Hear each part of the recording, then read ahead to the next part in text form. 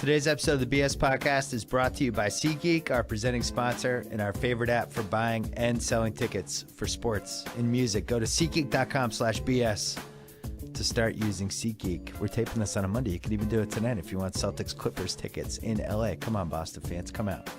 Don't forget to download the free SeatGeek app and our promo code BS. SeatGeek sends you $20 upon your first purchase. Today's episode also brought to you by our old friends, Simply Safe. There is no better way to protect your home. Simply Safe has no long-term contracts and the best 24/7 protection possible for just $14.99 a month.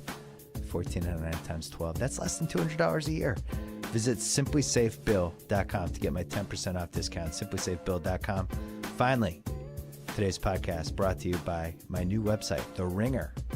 Subscribe to our newsletter at theringer.com. Don't forget to subscribe to The Ringer's Channel 33 podcast, as well as our new golf podcast, Shack House, presented by Callaway. One of the stars of Shack House, Joe House, is going to be on the line right after this. Yeah. Clear enough for you? All right. Yeah. Is it clear enough for you that Joe House's golf podcast made it to #1 on the iTunes rankings?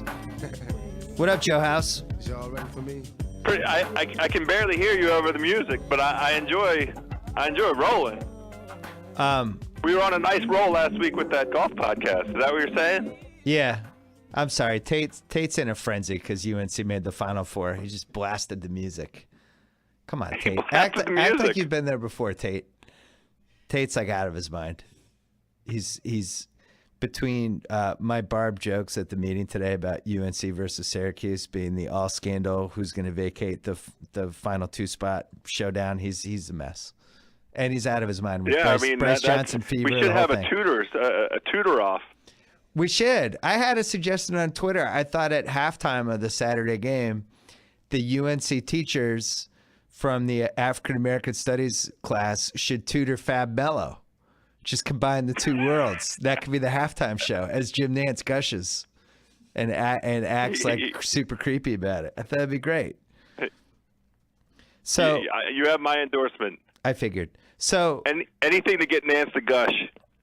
So you went to Jamaica, and as you went to Jamaica, Shack House, which our new podcast, which talks about golf and the PGA Tour, made it all the way to #1, and I was very excited for you. It was nice to see your name on top of there.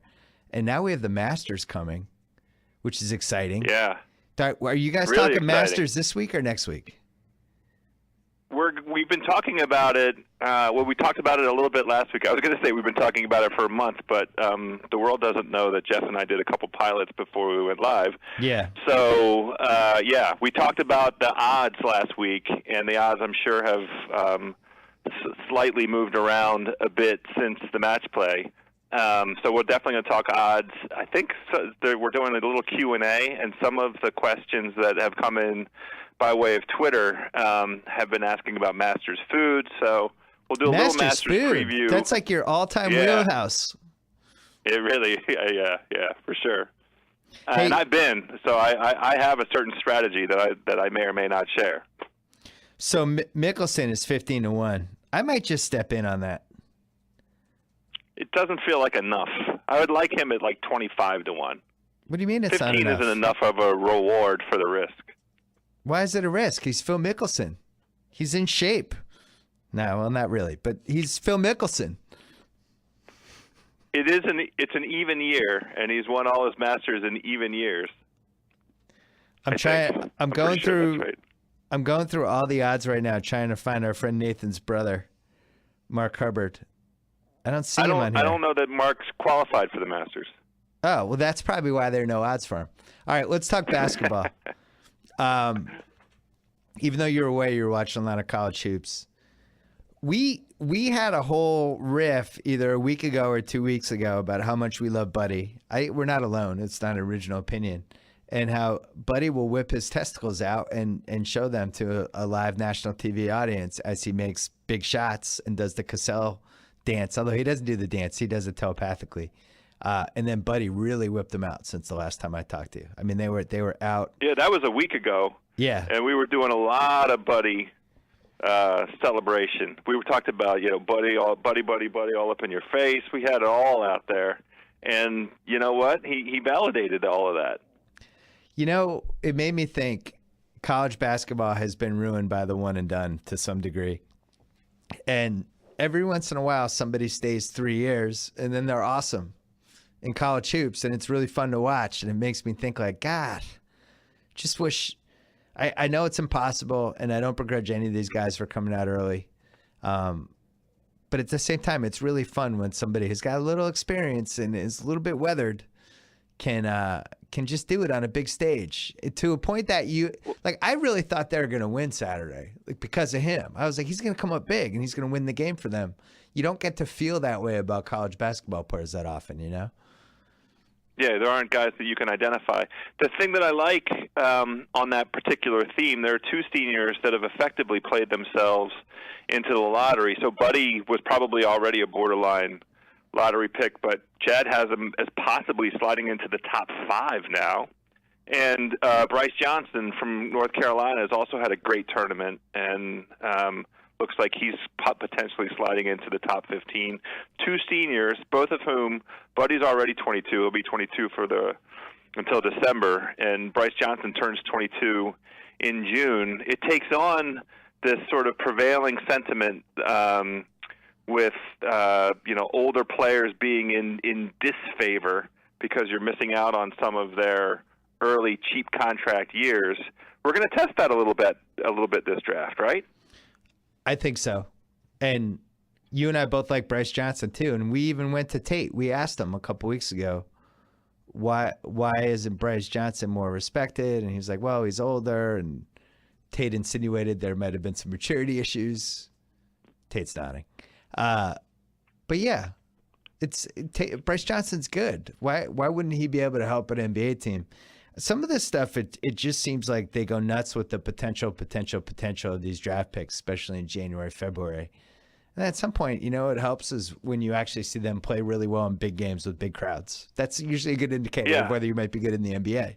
And, Jaylen Brown, who I think is really talented swingman, certainly the type of guy any team's looking for in the small ball era, but he sucked in the Pac-12 tournament and he sucked in the actual tournament. And I don't want to overreact to it, but that tells me it would be nice if he stayed in school for another year and maybe figured some stuff out, right? Yeah, I kind of feel the same way. I'm not going to kill Jamal Murray, who's only 19 years old. Yeah. And he's got the game to come out and play right now, but it's all potential. He didn't blow me away with any single performance this season. Well, the best thing he's got going for him is what Devin Booker's been doing on the Suns. So the Celtics played him the other day, and I've seen him a couple times in non-Celtic games, but it really got to watch him in the Suns game. And the guy's great. He's the 13th pick in the draft. The guy's going to be like a multi-time All-Star. He's exactly who you want in the modern NBA for a perimeter guard who can create stuff and do things and create his own shot, shoot threes, create shots for other guys, attack the rim. And I wonder if that's going to affect Jamal Murray's draft stock at all, where I'm not saying they're exactly the same, but it's some of the same DNA, right? Yeah, some of the same DNA. And look, I'm not meaning to impugn or slight or diminish Jamal's achievement this season. Yeah, he's 19. He's 19. That's right. But which in this era is a desirable thing. He's 3 years younger than Buddy. Yeah, I mean, Marcus Smart's getting murdered back in Boston because he's just falling apart from an outside shooting standpoint. Still does a lot of good things during games, and I looked up how old he was, and he's 3 months younger than Buddy. So yeah. That's why you have to put all this stuff in perspective one way or the other, right? Like if Marcus Smart was a junior in college, I guarantee he'd be really good in these games, And at the same time, like we've seen guys who stayed 4 years and maybe that made us overrate them a little bit, 3 to 4 years. I think Morrison was a good example of that at Gonzaga. where Yes. sometimes you're just a really good, mature college player, and that doesn't translate to anything.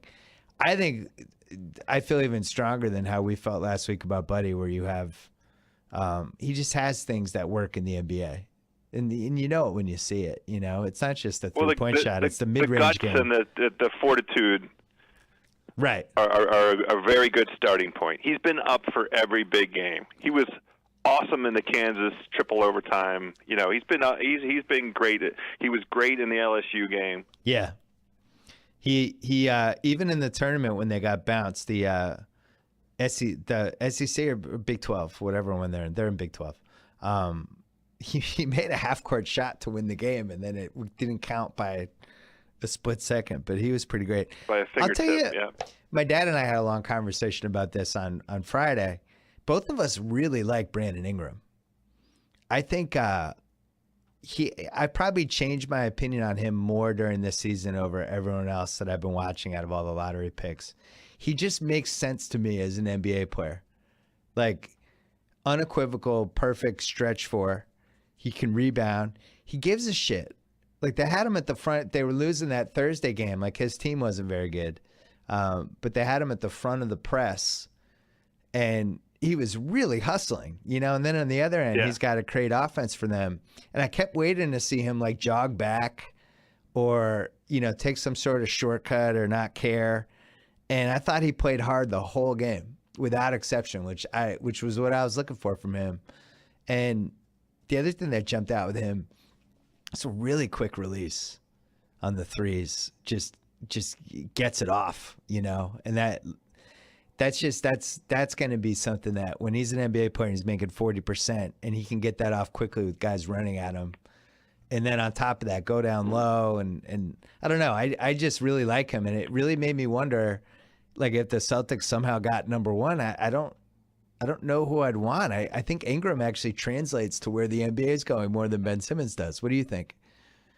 I disagree strongly with that. And good. I also think that Ben Simmons is a much more mature physical specimen than Ingram. Was a year and a half older. Yeah, so that makes a lot of sense. But Ingram will never have a body like Ben Simmons.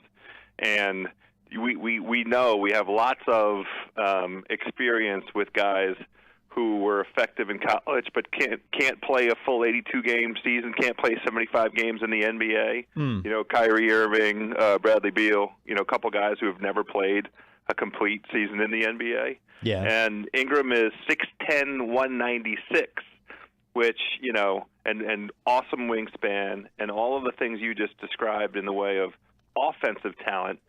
Who is he going to guard? Who's he supposed to be guarding?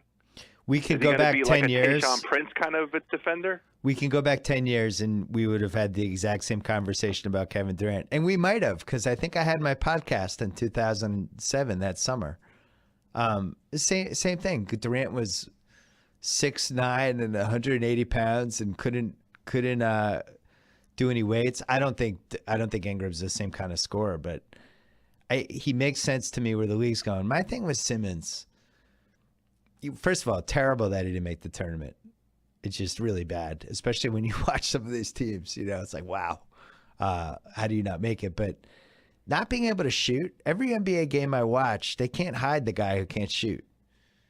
You know, so unless he can go into these workouts and just make 25 or 33s in front of some of these people, I think people are going to get worried. I think it's up in the air, and the more I talk to people I know in the league and little birdies and things like that, I think it's a toss-up. I don't think people know who's going first, which is crazy because Ben Simmons had it locked 3 months ago. I'm prepared to accept all of the criticism that I may get and may deserve for this, but I'm not sure that we know for sure that Ben Simmons can't shoot. We know that he can't be successful in that garbage offense that garbage LSU put him in, and had him, you know, took away his confidence. Early on in the season, when you and I were very enthused about trying to catch all of the LSU games and seeing Simmons and make sure we got all the Simmons we could catch, you know, because we had such a great time riding Kevin Durant that year at Texas. Ben Simmons was willing to try a lot more face-up stuff early in the season. You're right. than he was as the season went on. And I'm not so sure that the lack of success, it's a classic small sample size kind of deal. And that team had such a poor concept and such a poor structure in terms of being efficient offensively. I'm not really prepared to say that Ben Simmons can't be an effective face-the-basket shooter. It's all going to end up on me picking tiny holes into him, and then him going to the Lakers and being awesome. And then I'm going to have to move. I'm going to move. If there's a Simmons on the Lakers and the guy's awesome, I'm out. That's done. And by the way, what are you going to do? There's a really good chance that could happen. There's a really good chance. It's going to be Ben Simmons. You're telling me your son's not going to be wearing that jersey? What are you going to do? If the top two goes chalk, and the Sixers decide they like Ingram more than Simmons with the team they have, that is how it's going to play out. I don't know what I do. I don't know what I do at this point. You better start confronting that reality, my friend. Well, I have a couple advantages. One is my son only weighs 70 pounds, and I can just beat the shit out of him until he doesn't like the Lakers. Yes. And that's possible. Yes. Nobody prerogative. Nobody knows what goes on in closed doors of the house as long as there's no bruises. So I could just beat him up and torture him. No, I'm kidding. I would never hit my son unless he hit me first. No, I'm kidding about that too. No, my son actually beats the hell out of me. Yeah, I've already hit my son. I am his crash test dummy. But not intentionally. Yeah, it's the little known fact about having kids is that when they come at you and they hit a point when they're set. Is your son 7 yet? No, he's 5.5, but it's enough to bust me in the balls or give me a black eye. I have to defend myself. Oh, it gets much worse. When they hit 7, now they think they can win the fight. And that's when they come at hey, let's wrestle. And then it's like, wait a second, you're actually fighting me. What do I do? Yeah. But my point is, awesome. If he decides to be a Laker fan, there's going to be a lot of repercussions in my house because I do pay for everything. It would only be for the Simmons. Could he be a Simmons fan? No. What are you talking about? He's not allowed to be a Simmons fan. Not if he's on the Lakers. You crazy? All right. You let him be a Kings fan. Your boy gives two shits about the Boston Bruins. He can care less about the Boston Bruins. He's born in L.A. What do you want from me? Well, Ben Simmons is about to be there's a at least 50% chance he's going to be a Laker. I hate this conversation. Wait, I want to talk hockey for a second, but first, sure. But first, building a website can be daunting, House. As we found out with housefromdc.com, which you haven't updated in 3 months. Could you update that thing for God's sakes? Jesus. I would like to. I could put a link to Shack House on there. Yeah. I could put my favorite Masters foods on there. Creating something that looks good and works well is a time-consuming affair, obviously for you. Whether it's a business site, a portfolio, restaurant, whatever else, this day and age, you might need your new website. I think you need a website. You're on 2 podcasts. Thank God for our buddies at Squarespace. They build gorgeous websites for normal people who don't know how to build websites. I'm not sure you're a normal person, so maybe that's why this hasn't worked out well enough. You built this website, and I'm not satisfied with it yet. I think you could do better. It's a great website. I just need to get in there and do something with it. I have a real-time job, by the way, a real full-time job. I know. Can't you get your wife? Can't your wife work on the website? This is a great idea. Well, actually, no, because I have some pictures up there that between the food and the Redskinettes, I'm not sure. Well, now that you're the star of the Smash Shake Golf Podcast Shack House, I think you need a better website. Squarespace makes it easy regardless of skill level. No coding needed. Easy-to-use tools. State-of-the-art technology. 24/7 online support. A beautiful website for only $8 a month, and you even get a free domain if you buy Squarespace for the year. Why wait? Start your trial with no credit card at all. Squarespace.com. Use the offer code BS for 10% off your first purchase. And speaking of sponsors that love Joe House, Athletes Collective sent you a bunch of swag, right? You got that swag? They sure did. They sent me an awesome bag of stuff, and not the least of which included some fantastic vintage trading cards, harkening back to my days. There was they overdid the Washington Bullets collection in the basketball trading cards. The one thing I will say, I loved Athletes Collective stuff. In fact, you recall, I had this shoulder injury. I went in a couple different times and got what I like to call the Kobe treatment, which involves PDs? A shot and some blood and some centrifuge. What else? What did you think I was going to say? I thought you were going to say PDs. I'm just kidding. Oh, I thought you were going to suggest that I went in there for the Trinity, but that's a whole different story. But the point is, with Athletes Collective, I wore that shirt in there for the procedure because you can't take a shower before or after, and you kind of just have to hang loose. Yeah. And that shirt was awesome. It was the perfect shirt for what I went through. It's kind of a workout shirt, you know. It's the kind of thing. No logos. You would wear it to the gym. Yeah, but that's the point, right? We're too old. I can't be walking in there, Johnny Nike. Right. I'm not that dude anymore. That's why I like Athletes Collective. No logos, 30 to 40% less expensive. If you go to athletescollective.com right now, enter promo code BS. You'll receive 15% off your first order. All orders include free shipping and returns to the U.S. or Canada. 100% satisfaction guaranteed. Athletescollective.com. T-shirts, not just for everybody, but especially for white guys in their 40s who can't wear stuff with logos on them anymore, like me and House. All right, so we talked about hockey before that segue. So I went to see Connor McDavid again on Saturday night. I brought my daughter and her friend Inez, who's very sweet. So second time seeing McDavid. First of all, he's might be the fastest skater I've ever seen in person. He didn't totally unleash the wheels in this game, but he did in the first game. And it was actually he was going so fast that I got frightened. I thought like he wasn't going to be able to stop and he was just going to go through the boards. But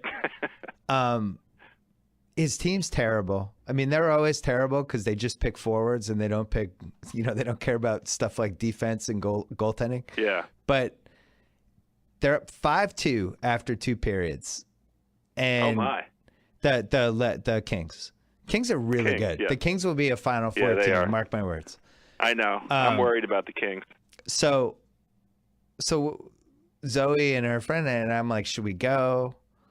What do you want to do? We'll just wait out the first, because I really want to get a couple more McDavid thing. The Oilers come back, and there's like the last 10 minutes of the game, he took over the game. And they were pretty much like he was. It just seemed like he was out there all the time. In the last 3 minutes, they double shifted him. They pulled the goalie with like 3 minutes left, but he had a Gretzky pass to cut it to 5-4. He was coming around from behind the net toward like if you're staring at the goalie net, he came around the left side of the net, backhand, and just without even really looking, flicked this pass all the way across to some guy who was at the far goalpost who just tipped it in. And it was like, oh my God. It was like one of those passes. And what kind of sound did you get from the crowd? Oh shit. It was one of those sounds. That disbelief, he also scored like, wow. Vincent Lecavalier, who came back, who's our age but had a really nice run with the Kings, and then hasn't been playing as well lately. For some reason, decided to stick handle the puck in front of his own net. This was earlier in the game. McDavid comes in and poke checks it as a shot and scored. Oh, I've never seen that one before. For this game, he poke checked. He poke checked a goal because the Cavier was stupidly just skating around thing. But he was, and then he almost had a couple more, and he was just kind of. He's just really good, and it's really. The one thing I've learned about hockey going 5 years, it's really hard for players to stand out because they're all wearing helmets. You can't really tell. You can tell by the numbers, and guys are fast. Like Ovechkin shot, you notice. Like you'll notice somebody like Doughty. Guys who can hold the puck like Kopitar, where they go around the net and they're holding the puck and holding guys off and keeping it. Those guys stand out. Lucic, those power forwards, they stand out. But it's really rare for somebody to just stand out in a hockey game just for being fucking great. And And this guy's really has a chance. And I know he's been anointed as the next one, but having seen him now for 2 games, I'm all in. I'm all 1,000,000% in. I'm just so impressed by him. Anyway. Well, he needs a team around him. I'm going to spend 10 minutes and looking up the Edmonton Oilers and see how they can get better. Well, they have a couple other dudes. Better? Like Taylor Hall's, he was a number 1 pick or number 2. I forget if he was 1 or 2, but he's really good. Eberle's good. Like they have some weapons. They just need defense. But you know what else I like? McDavid kind of got into it in a scrum at one point. Like one of the Kings got mad at him. He stood up for himself. So he's not like a wuss like Gretzky. How's he look on the ice? He doesn't look that big to me. Is he big enough? He's tall. He's a baby. He's like 4 years younger than Tate. He's like Ben Simmons' age. But no. You know what else is cool? I love those uniforms. It's nice to have those uniforms back, like with a relevant guy. But, yes. Your team. Where are you standing on hockey these days? We're in the most predictable moment of the season possible. The last 10, 12, 15 games, it's really hard to keep up, that sort of momentum they had through the course of the season. The end is in sight. They're 1 point away from the President's Cup, top points in the whole NHL. And they got, I watched quite a bit of Friday night. They played St. Louis. St. Louis Saturday night beat the crap out of them, 4-0. And it was an even first period and, a sort of even third period. But St. Louis scored, 3 goals in the second, and that was. Well, you're definitely winning. There's just an intensity problem. You're definitely getting the 1 seed, though. You're way ahead of everybody. You have 111 points. For sure. We're already there. The thing that I'm concerned about is regaining that intensity. The momentum. How do you get back that momentum? And these are all intangibles, and some people argue made up things, but you need hockey. It feeds on itself. We've known this from being hockey fans for 35 years. The regular season doesn't matter. Huh? The regular season doesn't matter. You just have to get hot for 10 weeks. That's right, but it matters for the purpose of, especially for this Washington team, sometimes building an identity. So this team came up with an identity during the course of the regular season, and they played really hard and great defense for the first time in Washington. It feels like 15 years, and a hot goaltender, and you want all of that in place for the postseason. And you're kind of in this mode where you're just sort of winning every other game. How do you get that back? That's the thing that concerns me. Well, the good news is the franchise history suggests that there's just no way this will all collapse in round 1 or round 2. So you'll be fine. God damn you! That's your get back for the Ben Simmons to the Lakers. I know that it is. That was terrible. You never should have said that. There's some Kings Blackhawks round 1 potential, and is that right? The Blackhawks are just sort of trundling along here. If Anaheim caught, or not round 1. I forget. They've changed. I don't even remember how the playoffs is. There's a possibility they could meet before the conference finals, I guess is my point. Okay. And I got to say, and these words won't come back to haunt me because my kids are Kings fans, but ultimately I'm agnostic. I would love to see the Blackhawks early. I think it's too hard to win 2 straight cups. I just think it's too many games. Bring on the Blackhawks. Wow. Yeah. Bring them on. Bring on the Blackhawks. Bring on that depleted, beaten up Blackhawks team. I think the Kings would kill them. That's my hot take. Here's the team I'm afraid of. Here's who I'm afraid of. Just as somebody that wants to go to Stanley Cup games for the Kings, thinking it that way, and who wants I want my kids to be happy, obviously.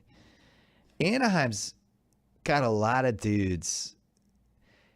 They have 4 assholes in their team, just 4 flat out assholes, including Perry, who's one of the worst human beings in America and really should be deported. I don't even know why we allow. Is he from here?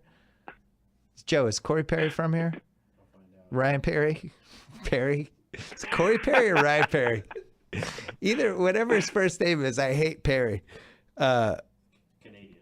Yeah, he's Canadian. We should pull his cards. Corey Perry. Who's Ryan Perry? I don't know. Corey Perry. I knew it was Corey Perry. Wasn't he on 90210? I just know him as "fuck you, Perry" because that's what I yell at him when he skates by my seats. I I think all of those guys are going to try to get in a Lucha's head from the get-go. And you can get in a Lucha's head. You can get him to do dumb things and take dumb penalties. Oh, yeah, Ryan Perry's the pitcher. Yeah. For Joe House's Nationals. Yeah. I just think the Ducks have a lot of guys who will be doing stuff and will be up to stuff in playoff games. And if I had to pick a final, I think I would pick the Ducks over the Kings. I hate to say it. Wow. What do you think of that? This isn't a reverse jinx you at mean all. the Western Conference Final? Yeah, Western Finals. Okay. Yeah. And Chicago's out. Yeah, it's back-to-back's too hard. It's not doable. You're playing over 100 games each year. These guys, there's only so many painkillers and amphetamines you can take. You can't get through that. It's impossible. Yeah, they have Getzlaf, Perry, and Kessler, who I kind of secretly like Kessler, but when he's on the other team, you don't like him as much. And then they have Bieksa, who's one of the all-time a-holes. You familiar with Bieksa's work? No, I mean, these are all West Coast teams. I don't get to see hardly any of it. Bieksa is this Canucks defenseman who was super annoying when the Bruins played them in the finals, and has had some annoying moments with them as well. But, yeah, they have 4 agitators.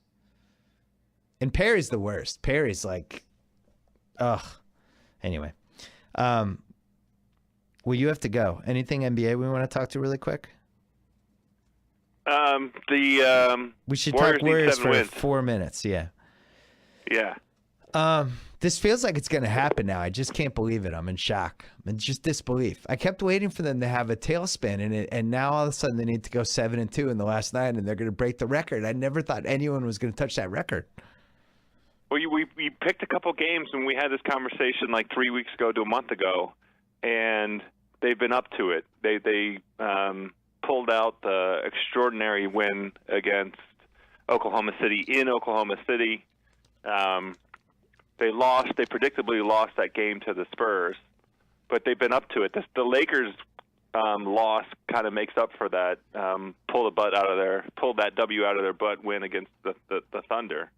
But they haven't even really been tested. I mean, I guess at Miami was mildly interesting for a little while. The Clippers have not been up to it. They won 2 games that they never should have won. The Nets game when Lopez missed like the 2-foot alley-oop, that should have been a loss. And that was at early in the season. Yeah, it was super early. And then the OKC game, that was just a reprehensible collapse by OKC. It was the 2 very lucky wins, but you need luck, And I don't remember them losing a game that they should have won, the Warriors. Maybe it happened. I just don't remember anything as glaring. So they play your Wizards tomorrow night. Sorry about the Wizard season. I mean, who could have seen Randy Whitman falling on his face like this? Nobody. I'm never going to defend Randy Whitman, but really it comes down to Beal. Okay. They're good when Beal plays, and they're not good when he doesn't play, and it's that simple. With the current roster and the way they're configured and the game plan they had coming into the season, and they haven't had them, but for half the games. I don't even know if they've had them for half the games. Well, it's always good to revolve your whole season around a fragile guy in his early 20s. So Washington, John Wall will go at him, but I think they win for sure. At Utah the next night. That's a sneaky game. At Utah playing to get in the playoffs. That's sneaky. What do you think, Tate? You worried about that? It'll be interesting, and I like that it's a back-to-backer. I like said that for no Utah's way. chances. Not worried at all. Really not worried? Utah altitude back-to-back? Altitude. I'm always worried about altitude. Some length in the front court? I think that's a sneaky one. Home for Boston Friday night. If we had Crowder, I would say we could go at it, but we don't have Crowder. A different team without Crowder. Home for Portland, home for Minnesota, home for San Antonio. At Memphis. That one's really interesting. At Memphis, at San Antonio the following night, and then home for Memphis last game of the season. Feels like 2 more losses in there, but I don't see 3. That's exactly the way I feel, too. I feel like they could lose maybe one of those San Antonio games and maybe one of those Memphis games. Can I just tell you why I want them to get to 74-8? Why do you think I want them to get to 74-8? And then I'll let you go. 74-8. Why does that give them a chance of winning 100 games this season? No, 90. So the record 90, is 87. The Bulls won 87. Oh. They had 72 regular season. Then they went, I think, 15-3 in the playoffs, and they finished 87-13. The Warriors, let's say the Warriors went 16-2 in the playoffs, which I don't think is conceivable. Let's just say they did. That would make them 90-10 regular season playoffs. They would have won 90 of 100 games. I don't see anyone ever doing that. To lose 10 times in the entire season? So that's at stake. That's in play. Oof. Yeah. Utah. Watch out for that Utah game. Utah's sneaky. All right, House. Shack House is going to be on Wednesday. You and Jeff Shackelford. You can subscribe to that feed on iTunes. Some on great questions SoundCloud. today. Jeff put out on his Twitter feed a solicitation for input for our speed round. We're going to do a little speed round tomorrow. Great. And there's been some great questions, so keep the questions coming.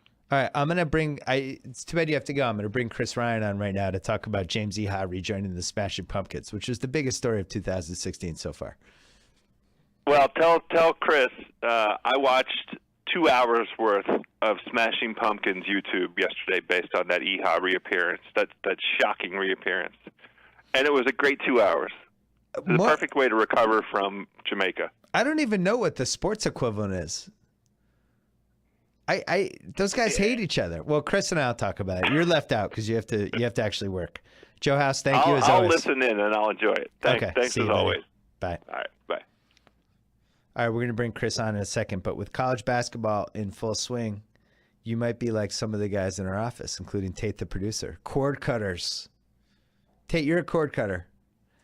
When you're a cord cutter, you have to figure out which one of your friends will invite you over to watch games, how much money you need to go to a sports bar and milk like 2 drinks for 2.5 hours, or look for a shady live stream that could shut down your computer. Those are your 3 options when you're a cord cutter.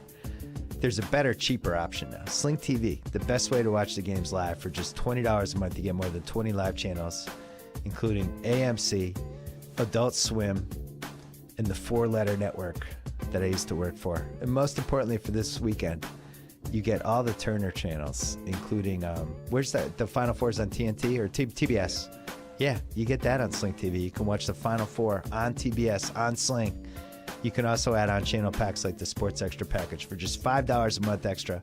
No installation, no extra gear, no annual contracts, no BS.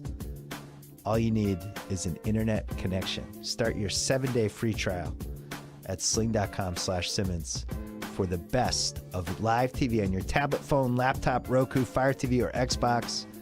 Restrictions apply. Tate, did they send you a Sling? Oh, they should send you a Sling.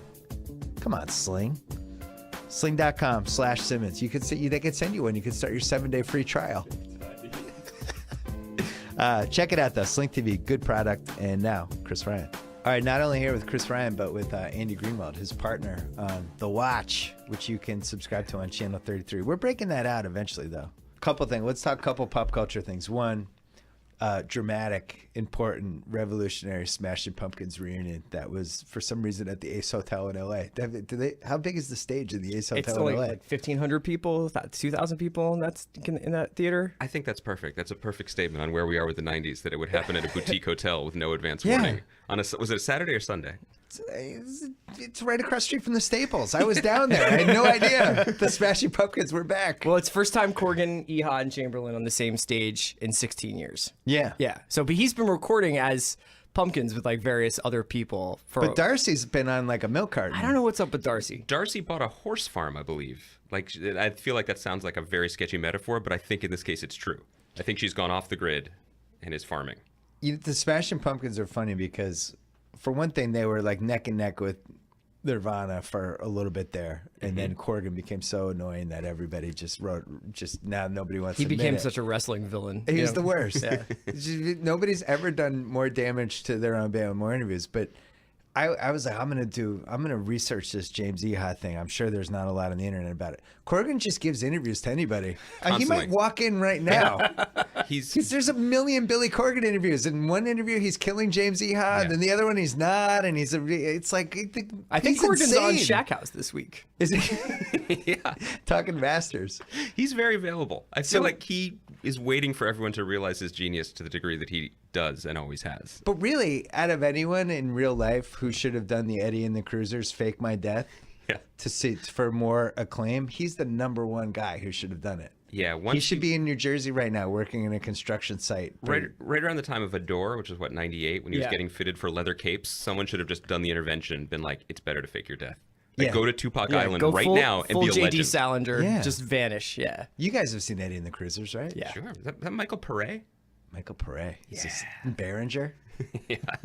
That's one of my favorite 80s movies, and it's actually still pretty good. It's got a bad ending. Didn't they make a sequel? Like an Oh, unasked for sequel, like a decade later? Oh, they made a sequel. They Keep sure cruising? did. What, did they bring Eddie back? That was called Eddie and the Cruisers 2, Eddie Lives. You don't get a lot of Behringer these days. How Behringer's has great in Behringer that. not gotten an NCIS?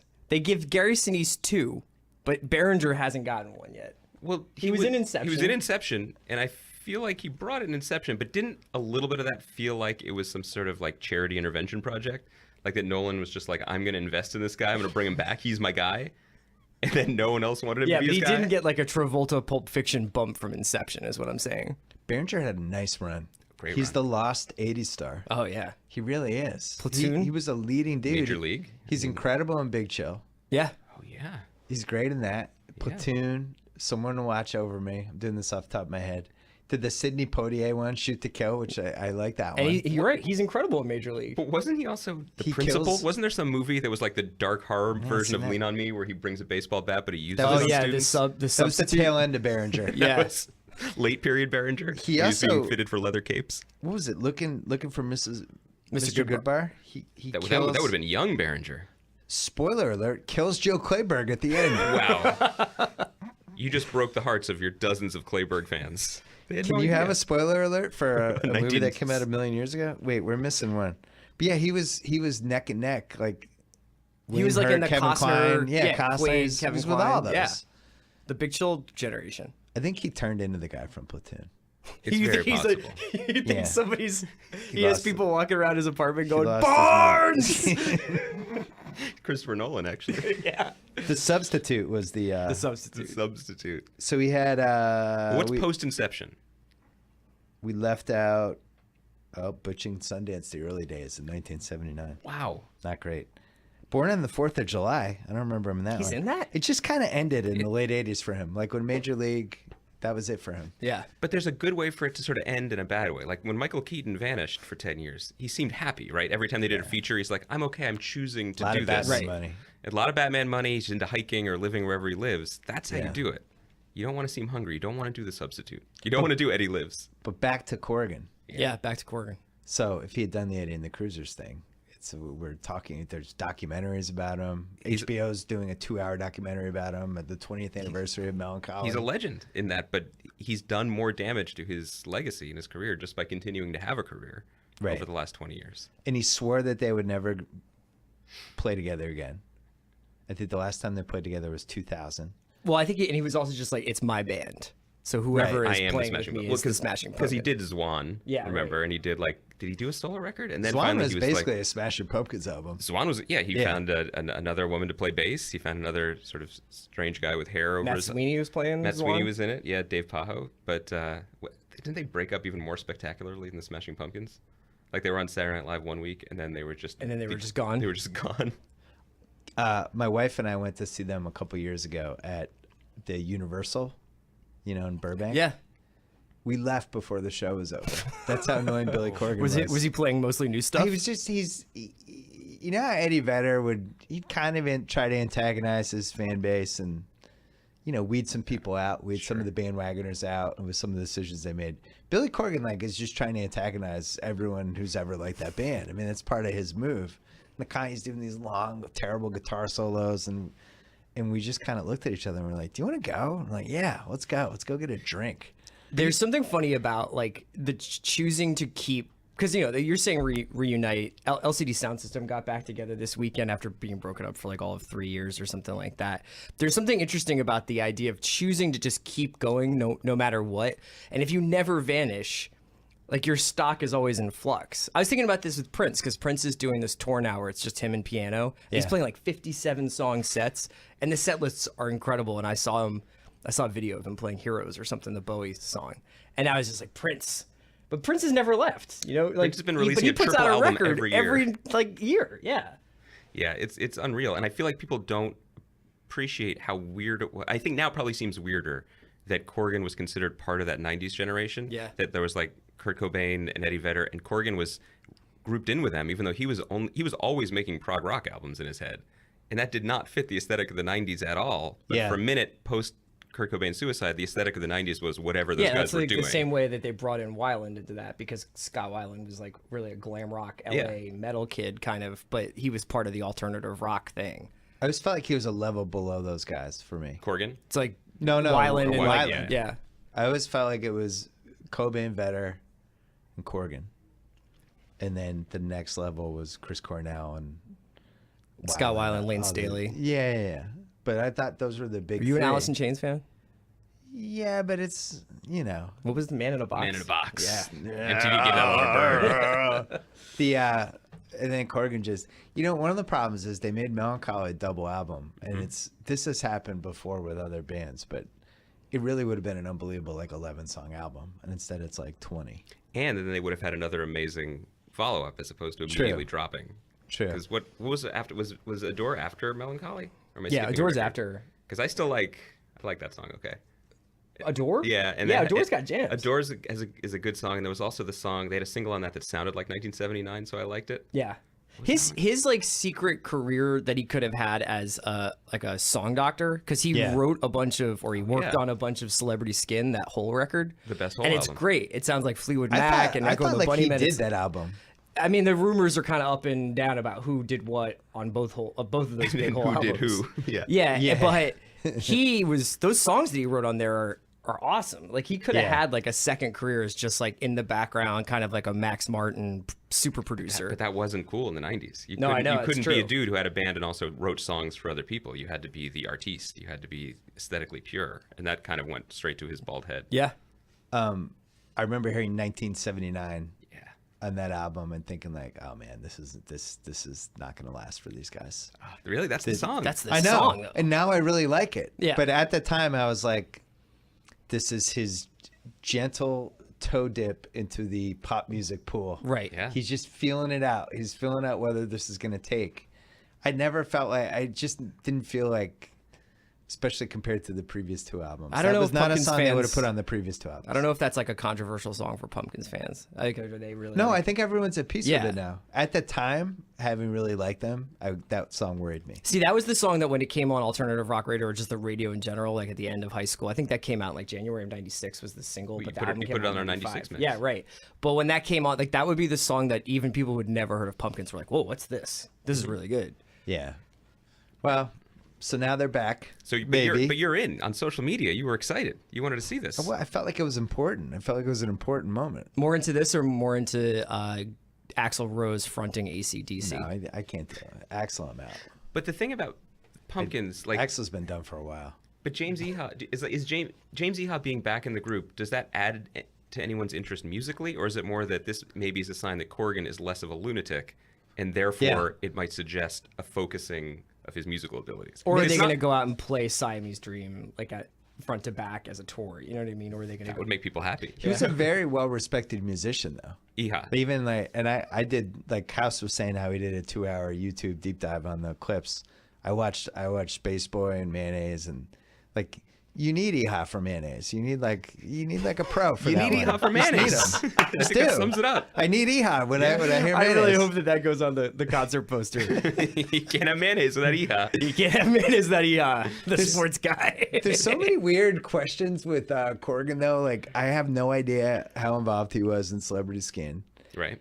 There was always this thing that he just threw away everybody else's.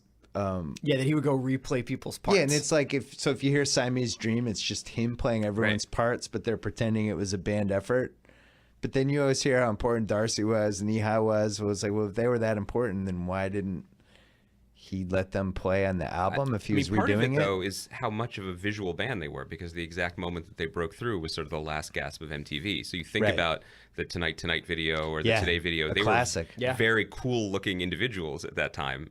Ehi and Darcy were cooler looking Bullet than with Corgan. butterfly wings. Yeah, and so that played it up. I mean, they were performing the role of a global rock band. That was in a way that was bullet kind of with important. butterfly wings was. I remember that being one of the last videos that I was aware of, like a countdown for its for its debut. debut. I You remember know, watching you it remember too. when they would be like only 6 more days. It was and like one of the last ones. Yeah. And then they would Right. play it at like 7 a.m., 10 a.m., 2 p.m., and I would take out my VHS. I would tape premieres of videos because that was the only way you knew you could be able to watch it and hear it. Was that 95 or 96?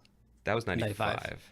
Because you guys played up 96 on your pod Yeah. last week on The Watch, which was a great musical year. And then when we hit the late 90s, it just got awful. Yeah, we're going to do a deep got dive terrible. pod on the Prodigy.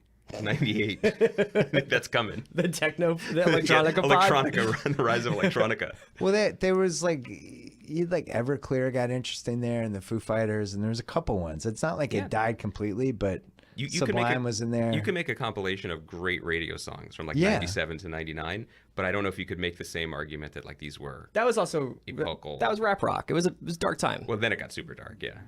And then it kind Really of gets dark. and then it gets cleaned up a little bit with like the Strokes and the Yeah Yeahs and the White Stripes a couple years later, and it gets 2002. really fun. We're talking about like mainstream rock radio. Yeah. God, they had my DVR tapes, all the SNLs, so they had they run the repeats at 10 o'clock. And I always check to see like if there's any sketches I forgot, and it was the John McCain one, and the White Stripes played Dead Leaves and Dirty Ground. Wow. It was just Jack and Meg. Yeah.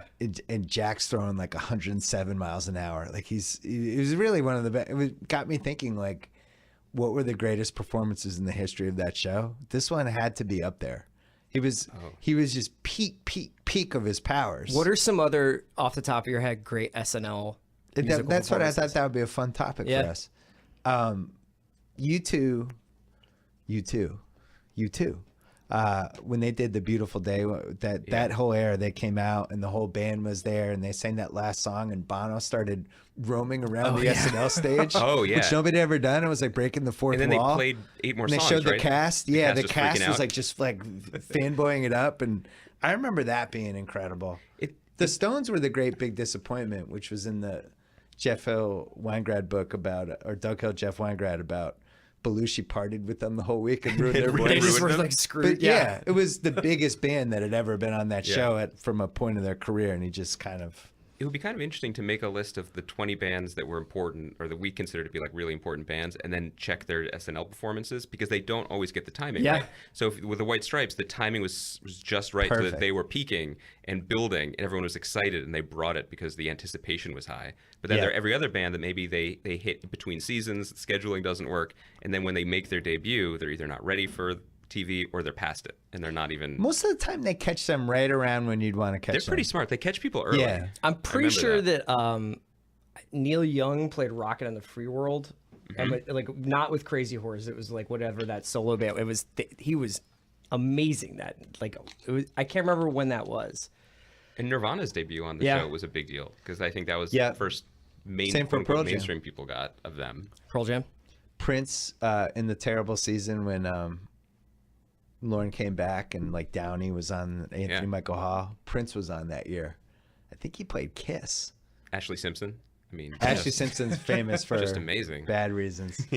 I'm trying to think of if, part of the problem is hip hop's never really good on that show because of the stage and the setting. And I all do that. like how Kanye uses it Kanye's as like used it the a best. notebook almost. And I think that's really interesting too. That when they did the 40th anniversary special, then they could have picked anyone from any era, and obviously Lauren can pick up the phone and call Paul McCartney and call Paul Simon, which he did.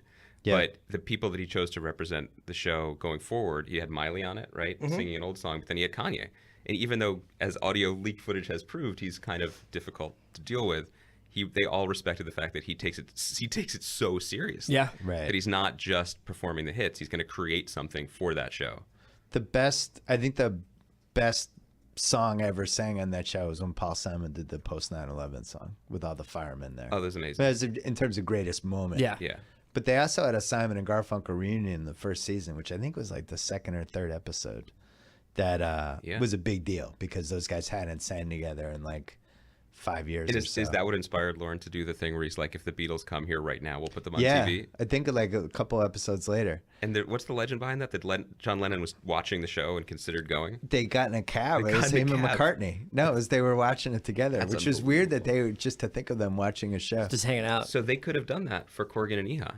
Like, and Darcy. Like, at any moment, Bobby Moynihan could have stood there with a blank check and said, I think I remember Blondie was awesome on that show, but I don't remember what year. It was like in the first 5 years, back when Deborah Harry was thrown in the high 90s. it's just amazing that that set is essentially unchanged and it's a backdrop for every major musical development of the I last actually 40 have years. one of my obscure favorites is Paul Westerberg from The Replacements Oh, did yeah. Can't Hardly Wait. Charlton Heston was the host, so Charlton Heston had to say Paul Westerberg.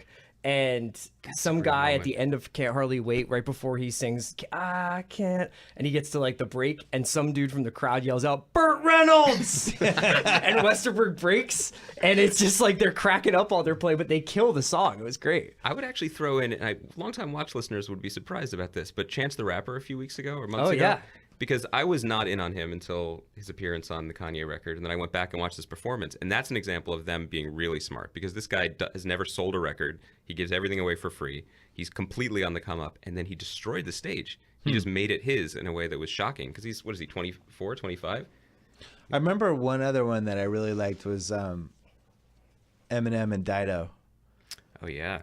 When they had that song and she sang all They did it was Stand. just really good, and it was the rare case of a rapper actually really being good on Has there SNL. ever been a show on late night where they just forget the talk show part? Somebody's just like, let's do a live music show. Because in England they have Jules Holland, where like it's just basically a chat show, but mostly a live Some performance great show. clips on that too on YouTube? Early Fallon on late night was more or less that. I Yeah. mean, the show was better known for the music than the interviews, and then That's having right, the Roots because you would as a get all backing like band, and people would play with the Roots and stuff. Like and that. everyone would be so excited about that, so it would always sound different, But he was doing this thing where he was, booking bands like Jawbreaker who hadn't, or Dismemberment Plan, who were just reforming, and they put them on TV with the Roots, or like then you have these things like our friend Will from Ockerville River playing with the Roots on TV. Right. It was that sense of, it's the thing that TV networks don't want and why they don't have music shows, which is anarchy. But when you can harness it a little bit, it's pretty exciting. It's just like You're friends with the guy from Ockerville River? Yeah, I like that band. it's a good band. Come to New York. I have a couple of their songs in my 2000s playlist.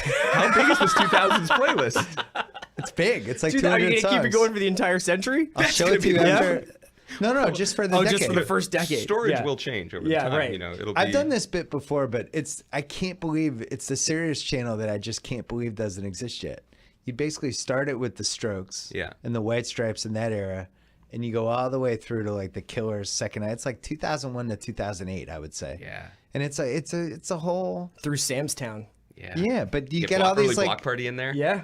couple 2-hit wonders like Giant Drag, a whole bunch of those in there. Oh yeah. Stella Star, a bunch of them. Wow. Yeah, That was a whole era. This playlist rolls deep. Oh yeah. Stella Star. Oh yeah. God.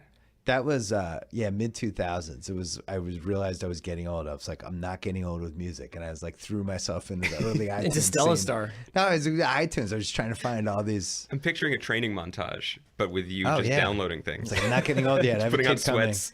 No, but it kind of died around 08, 09. That whatever that genre was became weird. The problem was that the record industry always tries to do things the same way, and so they had the Strokes and they had the White Stripes, and they were like, okay, rock is back, so that means we have to sign every band with a guitar right now.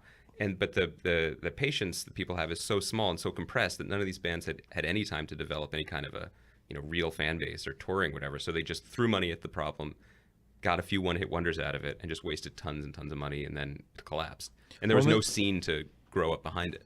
When was the last time you guys listened to an album from start to finish just for fun? Oh, all the time. Okay. Yeah. How many times have you done that when it wasn't Life of Pablo? No, I do that a lot. I think I was just listening to the Iggy Pop record the other day. I've listened to it like a bunch of times since it came out. It's Iggy Pop and a bunch of people from Queens of the Stone Age. They're using the Iggy Pop song from Almost Famous when Lester Bangs is like, Iggy Pop, amen. That's now a commercial, and it's been playing all through March Madness over and over again.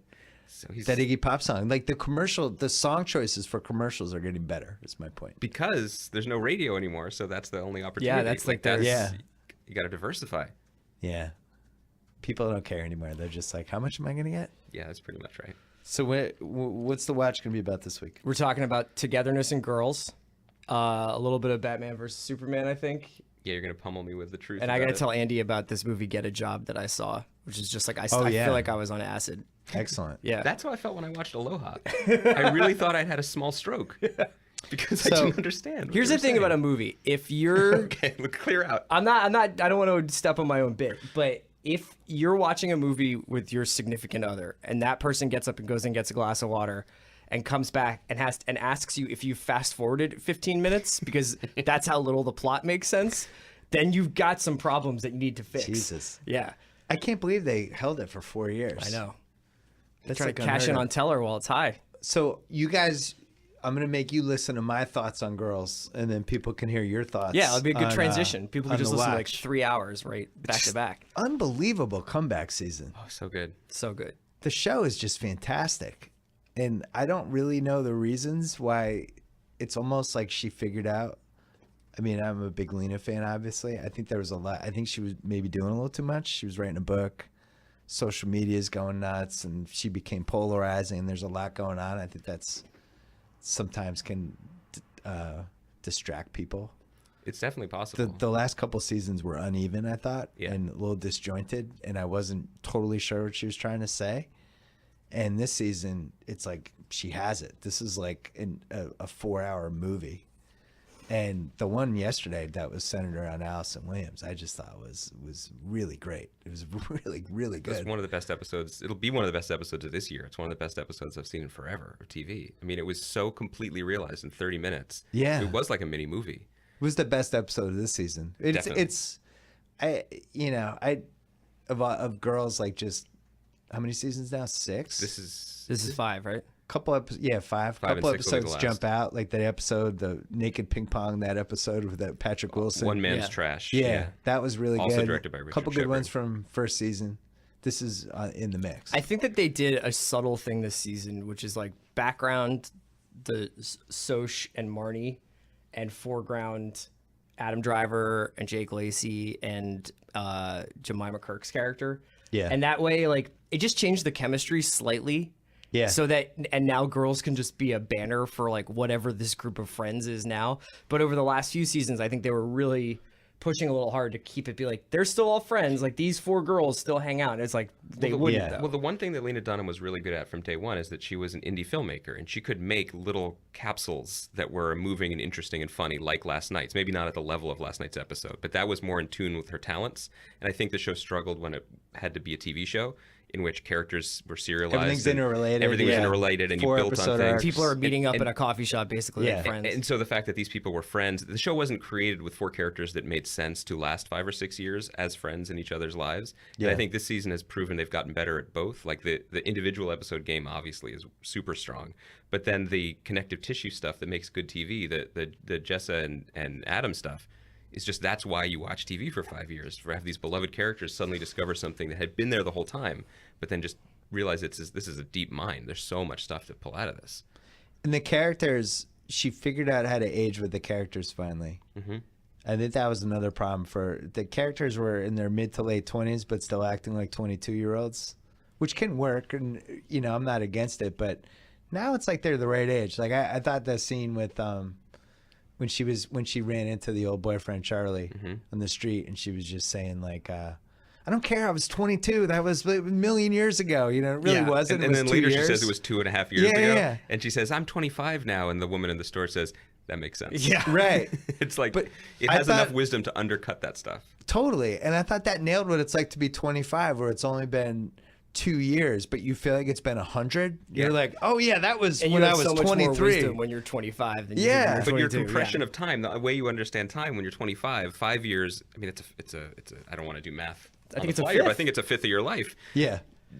When you get a little older, 5 years is not so much anymore, and it spaces out. But also, what you can accomplish and what you can try to do in those 5 years is a little bit more spaced out. So It was excellent. it's really good. Remember a couple years ago or 2 years ago, the season tagline was finally almost figuring it out, and I feel like that should have been the tagline for this year. I also wonder because whether they're or not building on what they've done. It could be that having an endpoint is helping, like knowing that like where the show is going. There's going to be like however 13 more episodes left of the show, right? That's right. Yeah, so maybe like I think that more often than not, when people have that runway to land on, they know where they're going. Like it helps. Well, also they know they can choose very wisely and carefully what stories they want to tell, because the scary thing and the best thing about TV in season 1 or going to season 2 is you could tell any story, and then actually a lot of good stuff happens when your options are limited slightly. When you're hemmed in, you only have this many hours of television left to make, so you have to choose the best stories still waiting for you. And Lena's, I think, almost run out of ways to be naked on this show. Oh, I don't know. There's Challenge accepted. Has she hung out of a building naked yet? no. See, there Has you she go. been in a convertible going on the highway naked yet? No, that's vinyl.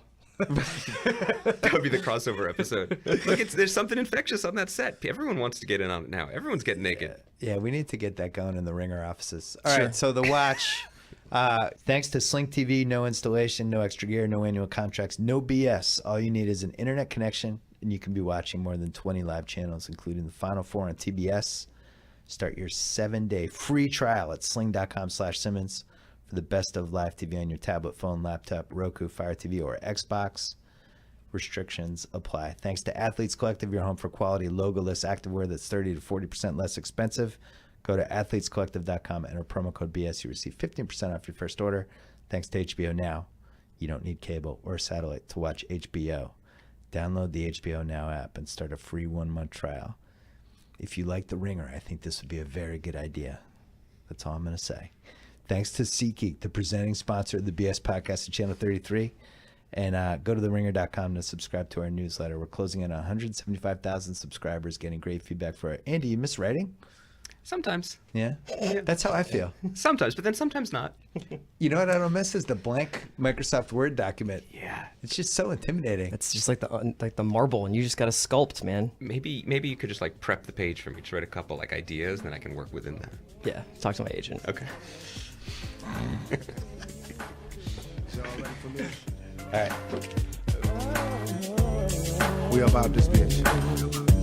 Anytime y'all want to see me again, rewind this track right here, close your eyes, and picture me rolling.